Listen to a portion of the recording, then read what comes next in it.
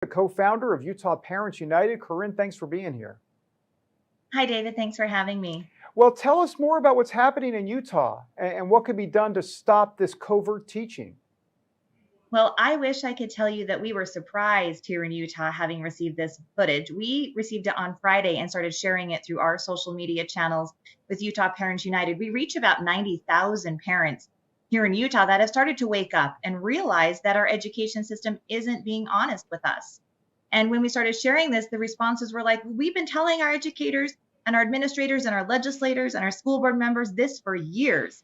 We've actually been tracking instances in schools, and we have a reporting hotline that we use where parents tell us, hey, my kid had to do a white privilege walk today. My student was shamed because they're a white male in my classroom. This student was required to fill out an SEL circle that said that they were part of a white privilege circle. And so we are not surprised in Utah, but we are glad to hear it from the mouths of these educators themselves and wake more parents up. Yeah, for sure. And so then in terms of parents, what do they do to fight back? You mentioned this hotline, you're trying to get, I mean, you have the numbers. I mean, you should have the numbers at least, but the unions are powerful. The school districts are powerful in and of themselves. The money flows in. How do you kind of beat the system, or not beat the system, but fight the system and win? It is challenging. We do recognize there's a lot of power in the unions here in Utah, and we are looking to legislators to help us fight this. We have to have their support. We can't do it alone, and we have to be loud. We have to get up to Capitol Hill. We have to get in committee meetings, and we have to ask for very specific types of things to protect parents. We need legislation that codifies that we can't take critical race theory or any form of critical race theory in our classrooms. We need teacher accountability. They need to know there's a punishment if they break the law. We need teacher training. We're the ones going into the schools and training our administrators on, hey, your teacher can't ask my kid their pronouns. That's bringing sexuality and gender into the classroom. And they can't do that. And the teachers don't know what they can and can't do. So we need teacher training.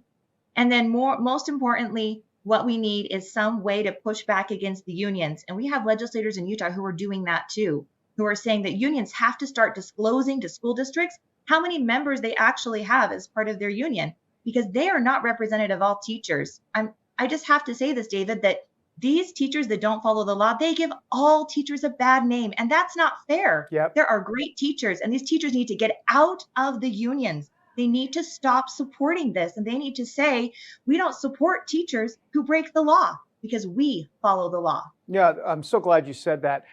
You're absolutely right. Help me out on the legislative front here.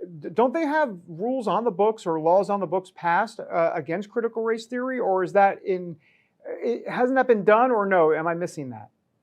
So in Utah, the legislature passed a resolution, but they failed to codify that resolution in law. Aha. So currently, we are demanding that they do this. And what's interesting is in Utah, they really tried to take the middle ground approach. We're not going to codify the resolution, but we're going to create an ethnic studies commission.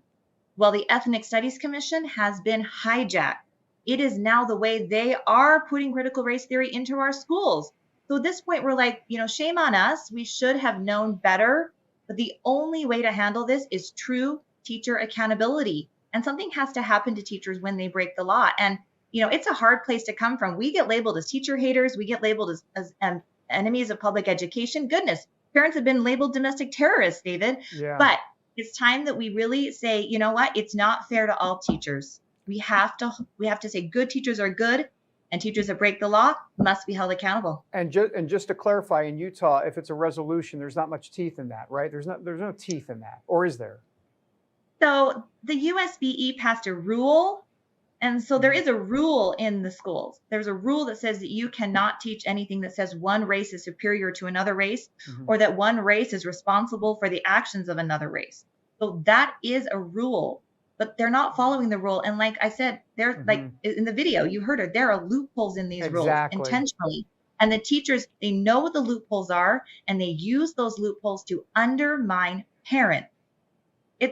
Parents have made it loud and clear what we want in Utah, and the educators are undermining what parents want. And that's the right to teach our own values, our own attitudes, and our own beliefs to our own children. Yeah, that's they get around it that way, and then of course they get into the whole diversity and racial inclusion and this and that, and so they backdoor it all day long, and it's easy to do. Let's be honest, it's easy to do from their standpoint.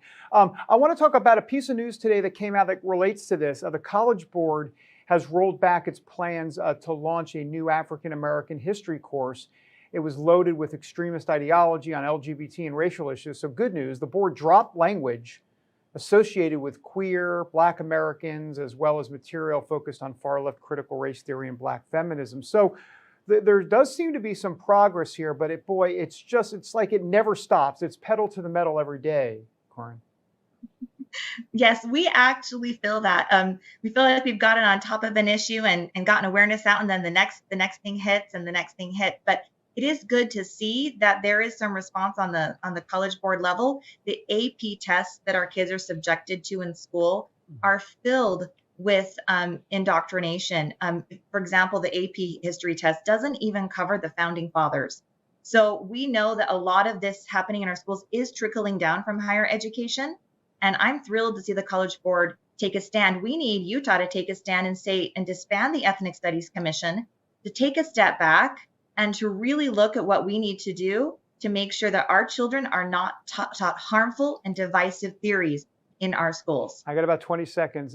Give me a website or a place people can go to get more information about what you guys are doing over there in Utah. Yes. Thank you, David. Go to utahparentsunited.org.